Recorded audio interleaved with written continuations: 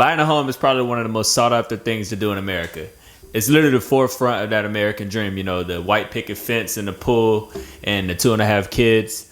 However, in certain cases, buying a home can be quite expensive. Even with the first-time homebuyer programs available, you still end up getting slapped in the face with closing costs that end up taking you off the market. Luckily, there are programs out there that can assist you with down payment and closing costs. These programs are called down payment assistance programs, or DPAs. And to whoever qualifies for a down payment assistance program, it's to support those of you with the upfront costs so that you can achieve the end goal, home ownership. In this video, I'm going to discuss exactly what those programs are, how to find those programs, who might qualify, and what to expect out of a DPA.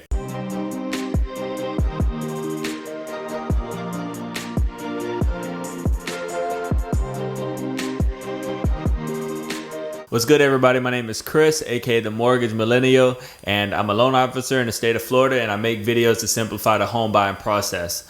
My channel is pretty much filled with all sorts of answers to the questions that you might have in home ownership, so make sure you take a look at those once you finish the video. While you're at it, if you can subscribe, that'll be great, because I'm looking to start a community of educated home buyers, so your subscribe will most likely help increase YouTube's algorithm. With that being said, let's get back into the topic. In most loan programs, you're gonna have to put a down payment on your home. Whether you're doing an FHA and you're using your first time home buyer program and the minimum requirement is about 3.5%, or whether you're using a conventional loan and you're placing a down payment of as low as 3%. Now, those numbers seem pretty small, but when the average home price is around $300,000, or if you live in Miami, Florida like myself, and the average home price is around $415,000, you're gonna end up putting down around $10,000 to $15,000 on a home just for the down payment. And not everybody has $10,000 to $15,000 just to put towards a home, even if they're qualified. So because of this, down payment assistance programs came about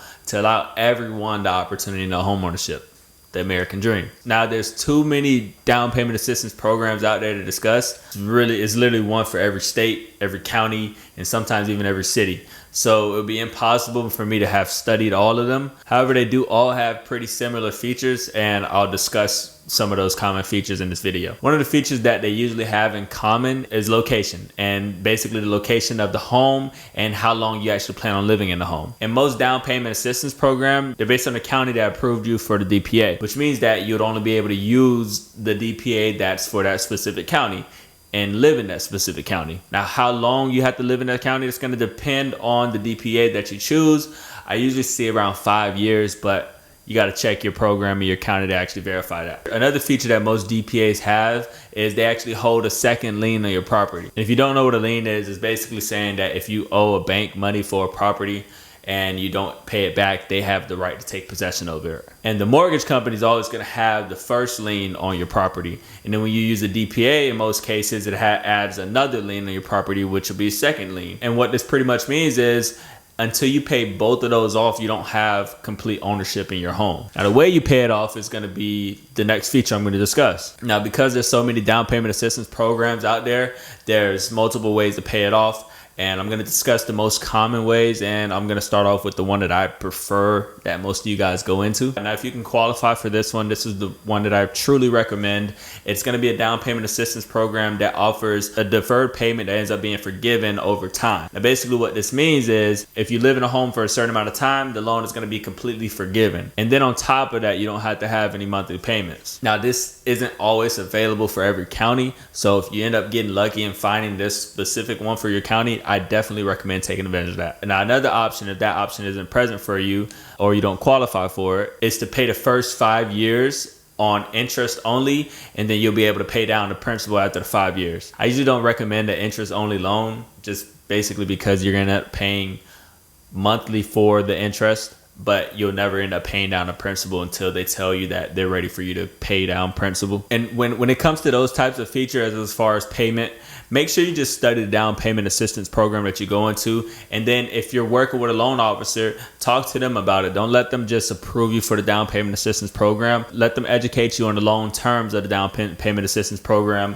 and give you a strategy or technique to be able to pay that down payment assistance off, or if it's forgiven or not. I usually recommend going directly to HUD.gov to find your down payment assistance program. I'll leave a link down below. And the reason I recommend that one is because those programs are approved by the government, opposed to you just Googling down payment assistance programs available and you see a bunch of advertisements and pretty much shuffle a deck of cards. Now, the next step we need to understand is who qualifies for a down payment assistance program. That's usually a main factor on whether or not you can use it. Now, as far as credit, most down payment assistance programs usually require a higher credit than normal that you would use to qualify for your mortgage. And in most cases, this isn't for every case. Like I said, I don't study all the down payment assistance programs. I've seen credit scores needing to be around 640 and above, but check that website and it'll tell you exactly what the minimum requirement for your credit score needs to be. But yeah, if you don't qualify for the credit, that might be something that will be in your way, a roadblock into actually getting you into this down payment assistance program. Another qualification that not so many people know about is the fact that you still have to use your spouse to qualify. Now, it goes based off of household income, and even if your spouse isn't going to be on a mortgage, they're going to usually check your spouse's income, and they're going to check their 3 years of tax returns, and there's income limits just as well as there's credit limits as well. So if you make too much, you may not qualify for the down payment assistance program. And even if your spouse isn't on a mortgage, I've seen in some cases where it even requires everyone in the house that's 18 and above's income to be included in the total household income. So if you have a child that lives in your house and maybe has a part-time job, and if that puts you above the AMI, then you may not qualify for the down payment assistance program. Another way that you'll qualify for a down payment assistance program is most of them are usually for first-time home buyers. So if you or your spouse or maybe anybody in your household has owned a home in the past, they may not end up qualifying for the down payment assistance programs. Now, once again, you got to check your county, but for the most part, the ones that I've seen, they're only for first-time home buyers. Now, all in all, down payment assistance programs are a great tool to get you into home ownership a lot sooner than just waiting until you have the down payment to cover.